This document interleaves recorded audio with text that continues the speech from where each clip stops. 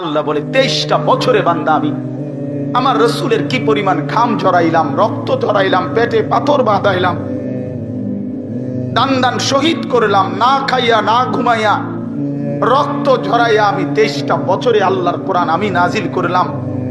এরপরে এর চাইতে দামি আর কি বললে, এর চাইতে দামি কোন কথা বললে আমার রসুলের মতো, এর চাইতে দামি কারে পাঠাইলে, এর চাইতে দামি আর কোন কিতাব দিলে তুই আমার কথা মানতা?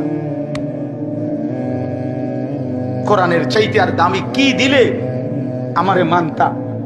মুহাম্মদে আরবির চাইতে বড় দামি আর কারে পাঠাইলে?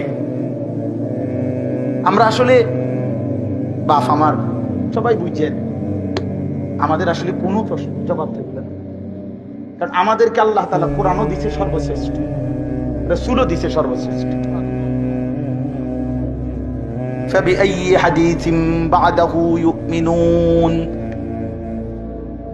রব্বুল আলামিন বলেন এর চাইতে উত্তম আর কোন কথা বললে ইউমিনুন ঈমান আনতা,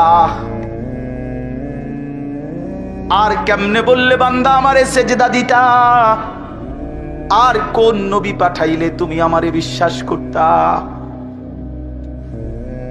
আখিরি নবী পাঠিয়েছি, সবচেয়ে প্রিয় বন্ধুকে পাঠিয়েছি, যে বন্ধুর হাসলে আমার আরশ দোলে,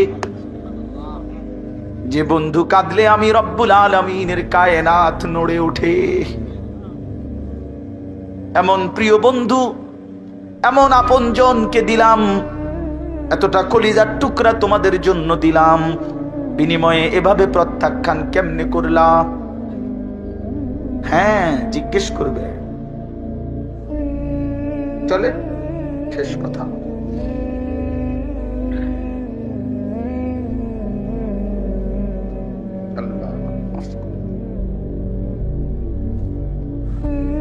চলো বন্ধু ফিকির করি সবাই। ঈমানবিহীন জান্নাতে যাওয়ার সুযোগ নেই।